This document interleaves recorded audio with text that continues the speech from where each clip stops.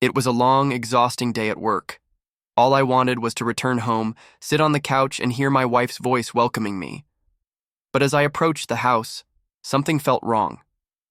The lights were dim, the windows closed, and the air felt heavier than usual. My heart began to beat faster.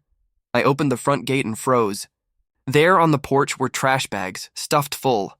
My clothes, my shoes, my belongings, all piled outside as if I were nothing more than unwanted garbage. My chest tightened as dread took over. I stood in shock, unable to process what I was seeing. My belongings, the life I built in this house, were thrown out like scraps. My mind raced. Was this a mistake?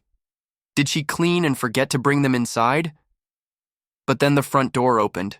She stepped out, her arms crossed, her face cold, no tears, no explanations, no love left in her eyes. She didn't move toward me, didn't say welcome home.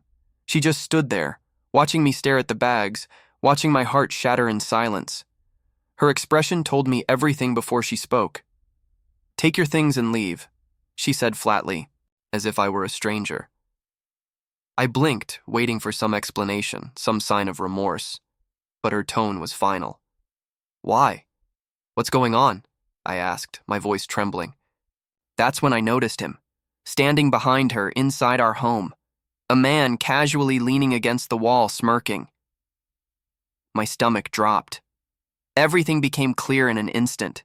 The distance in her eyes, the late nights, the sudden arguments. It all made sense. My wife wasn't just pushing me away. She was replacing me. Betrayal never felt so raw, so cruel.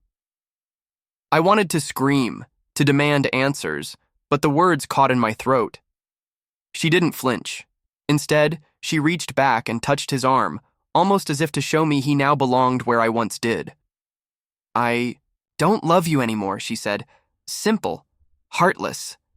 I had dreamed of growing old with her, of building a family, of fighting through hardships together, but in her eyes I was disposable. The man inside gave me a mocking smile, like he had won a prize. My knees felt weak, my vision blurred. My whole world was crumbling. I dropped to my knees beside the trash bags, my hands trembling as I opened one. Inside were photo albums, gifts I had given her, the little pieces of our life together. All of it discarded. "How long?" I whispered. She didn't answer, but her silence screamed the truth. It had been going on for months. Every time I kissed her goodnight, she had already chosen someone else. Every time I said I loved her, she was planning my exit.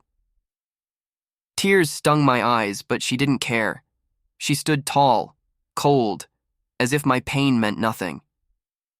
Memories flashed through my mind. Our first date, our wedding day, the promises we made. For better or worse, in sickness and in health. Were those words ever real to her? Or were they just lines in a play she had no intention of finishing? I looked at her one last time, hoping to find a flicker of regret, but all I saw was indifference. She had already moved on, already erased me from her future. I wasn't her husband anymore. I was just an obstacle, an inconvenience standing between her and the life she wanted. I stood up, my fists clenched, but my voice calm. "You could have told me," I said softly. "You didn't have to do this." For the first time, her eyes flickered, just for a second, but she quickly looked away. The man behind her wrapped his arm around her waist, pulling her close. That was her answer.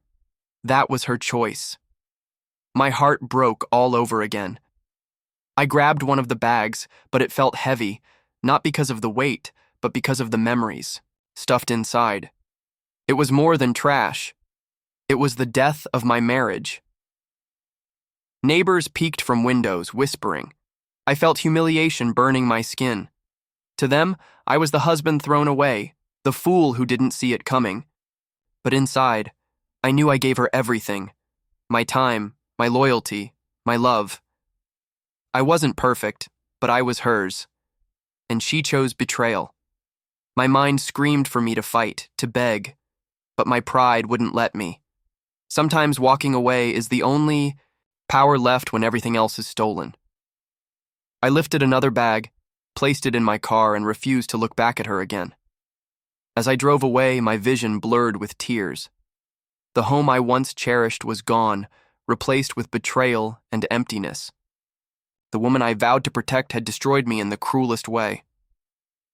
My phone buzzed with messages from friends, but I ignored them. I didn't want comfort. I didn't want advice. I wanted the truth to vanish. But it never did. Betrayal carves itself into your soul, and no words can erase it. That night, I sat in my car, surrounded by trash bags filled with memories, realizing the person I loved most had killed us with lies. Now, as I tell this story, my heart still aches. Not because she left, but because of how she left. Cold, ruthless, without an ounce of love left. She didn't just betray me with another man. She betrayed the very life we built together. I learned something that day. Sometimes the person you give everything to will throw you out like nothing. And when that happens, you must remember, your worth is not in their hands. My wife stood there watching me break. But I walked away carrying my pain, knowing one day she will regret everything.